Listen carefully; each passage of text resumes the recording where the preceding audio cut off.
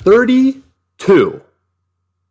That's the number of points that the Thunder gave up to the Minnesota Timberwolves in their series-clinching win at Paycom Center last night. 9. That's the number of points they gave up in the first quarter. It was as if I was watching a high school basketball team play an NBA team, and they were getting thoroughly outclassed at both ends of the floor, but especially on the offensive end, where they could not pass the ball to each other because every single time they did, you either had SGA or Alex Caruso or Lou Dort stealing a pass, breaking away, and getting easy buckets in the transition. It was nonstop. Unbelievable. I didn't expect Minnesota to win that game, and they did not. But my goodness, were they outclassed last night. I used to think that the Indiana Pacers had the best chance of winning the finals. I might have to reconsider my options. Because yes, I was not impressed when the Nuggets took the Thunder to 7 games. But my goodness, did the Thunder look good in this series. Holy cow. A dominant defensive effort, which is what you get when you have a stellar team of elite individual defenders. SGA, Lou Dort, Jalen Williams, Alex Caruso, even Cason Wallace and Chet Holmgren as well. You just get this persistent, ferocious, and tenacious defensive effort that leaves teams utterly shell-shocked.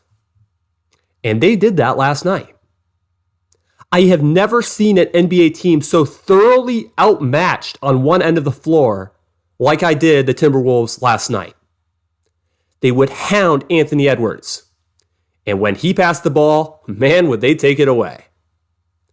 Holy crap. That was something. And that's the reason the Thunder are minus 625, I think at BetMGM right now, to win the finals against either the Pacers or the Knicks. That series will likely be wrapped up tonight. And if not tonight, then definitely in Game 6. I don't expect the Knicks to pull any more magic out of where. I don't see it happening. I see the Pacers putting them away in pretty short order. But frankly, I'm not sure they'll be able to hang with the Thunder in an NBA Finals. It's going to be very interesting to see what happens. Do the Thunder regress to what they were last series against an elite individual talent in Nikola Jokic? Or do they continue to ramp up the pressure and put probably Indiana in the blender? We'll just have to wait and see. But I am looking very forward to it. Because OKC has never won a title. Indiana hasn't either. And yes, if they were to pull off some incredible comeback, New York hasn't won a title in a hot minute. But wow. Impressive defensive effort in an age when so much of our discourse around the NBA is predicated on where has the defense gone. It all went to OKC. And they are reaping the benefits in a major way.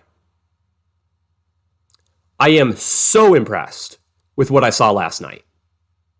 Because as Richard Jefferson noted in the broadcast, oh my gosh, they don't look like they look thoroughly outclassed. They look thoroughly out of their depth, referring to the Timberwolves. Because every time there was a loose ball, who was swooping in and picking it up? A Thunder player. Every time there was a ball not in the hands of a Wolves player, it was probably getting picked off by a Thunder player. Probably Cason Wallace or Lou Dort or Jalen Williams. Breakaway bucket. Have another. Chris Finch just looked completely helpless on the sideline. As well he should have. because the Thunder's model is one that is working, and it is one that has them poised to claim their first NBA title in franchise history. So, huge props to the Thunder franchise. We'll see if the Pacers can take it to them, because I've been impressed with the Pacers as well, but more on the offensive side, though they have ramped up the defensive pressure as well. It'd be very interesting to see how those two teams match up. I think OKC is having a superior offensive scorer in SGA might take them over the edge right now, and I think their defense really has me high on them, and definitely has the sportsbook high on them as well. But that will be a very, very interesting matchup when those two teams meet, as they likely will here in a bit. I think that series starts June 5th, no matter what. That's all I've got on the NBA. It's really as simple as that. I will probably be back with more discussion previewing the NBA Finals after this series wraps up. It might wrap up as soon as a few hours from now, or it might wait until Saturday night. We'll just have to wait and see. But I think it's time to go back to our next segment. Burning Questions with HuPAC. Today we have one burning question, as we did in our last episode. This is, again, from the same person. Smooth as Butter 98, who asks, what are your thoughts on Occam's razor? Do you think it's fair to attribute most of what goes wrong in our modern world to incompetence rather than malice? Well, Smooth as Butter, we have another banger of a question. Frankly, I haven't thought a lot about Occam's razor. I think statistically, it makes the most sense. I think it is a highly probable explanation for a number of phenomena, both kind of in the worlds of natural and social science. I think it's definitely a solid procedural strategy to take regarding a number of questions because it saves a lot of headaches and the like. As it pertains to your following question, though, I think it carries quite a lot of weight. I think in our world, we have a tendency very often to construct these elaborate theories around what's going wrong around us and why is it the case. And what we do is very often we say, oh, there's some evil something or other, or someone or other, or some group or other behind the scenes, pulling all the levers, making everything go or not go. Like Spectre in a James Bond film, or some comic book villain. And, that's interesting.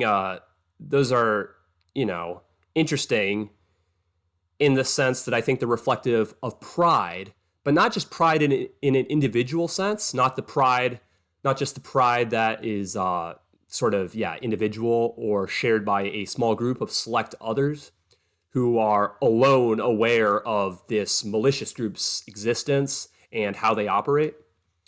No, I think it also speaks to a more general pride, which includes the pride in self.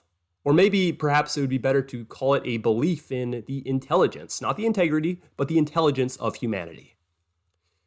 Because it is such a depressing solution, or explanation, I should say, to all of these different dilemmas and problems we face as a society, to say, oh, that's just caused because someone made a stupid mistake. Because I think in your question, and forgive me if I'm jumping to conclusions, I can break incompetence, though, down, as is put here, into a number of things, into a number of failings on an individual level, chief amongst which is stupidity.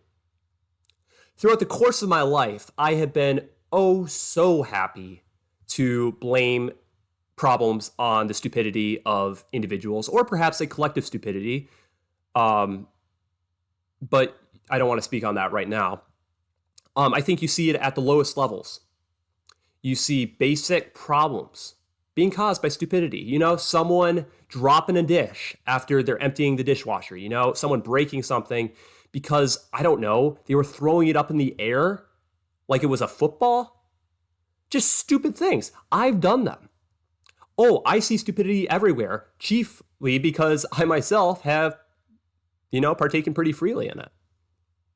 But no, I think this stupidity we see at the lowest levels of society is present, though hopefully to a lesser extent, all the way up the ladder. And even though it might be present to a lesser extent at those high points, it still exists because of human nature. We can't eliminate it. It'll always be there. We can do things to mitigate it, perhaps, but the reality is there will be things that slip through the cracks. Some of the biggest disasters in world history. We can think of chemical spills, Chernobyl, so many different things. Actually, I don't even know what happened at Chernobyl. It was something radioactive. I don't know my history very well. I know it well enough to know, though, however, that just enormous catastrophes have been caused by human stupidity, not malice, stupidity.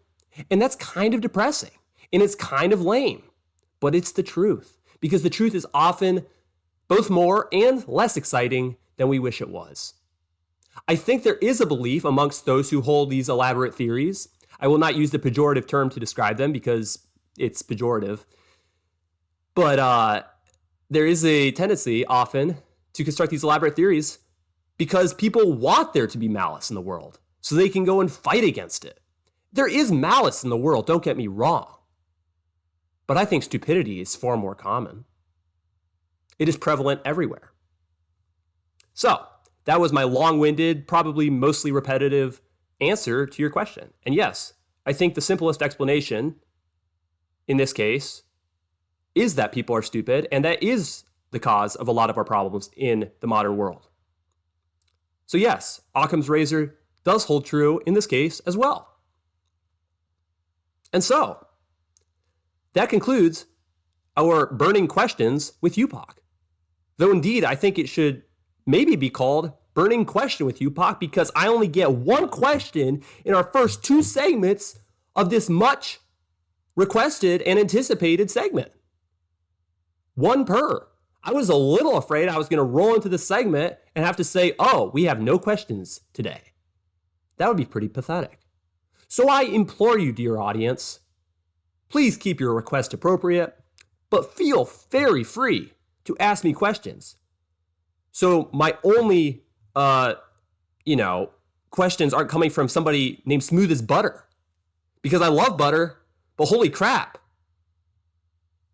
too much of it is not good. Because I'll tell you something. When I was growing up, I was pretty little, and we were at the Cheesecake Factory, and that's the last time I've ever been back to the Cheesecake Factory. But I was pretty small, and I was sitting there, and everyone else is, eating and talking and doing their thing or whatever grown-ups do. And there was butter on the table, and I helped myself. And it was delicious, but my gosh, I helped myself to the butter from a few other tables as well. And my tummy, it wasn't thanking me later. You see a number of people in our society today, people whose diameter is just incredible. I could use a more pejorative term, but I will refrain from doing so. It's really remarkable, and I think that can be attributed to butter. So, Smooth as Butter, thank you for the questions. I appreciate them. However, let's get a little bit of diversity, perhaps, in our questions and in the people who ask them, because frankly, I'm sick of these deep and thought-provoking questions because they make my head hurt a little bit. And they probably make your ears hurt as well. So that's all I've got for today.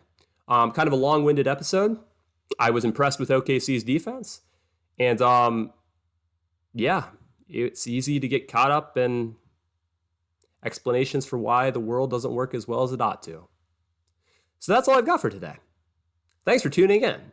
This was, I think, episode 5 of HuPAC Talk, the show where I discuss the things that I want to talk about when I want to talk about them. So, thank you for tuning in.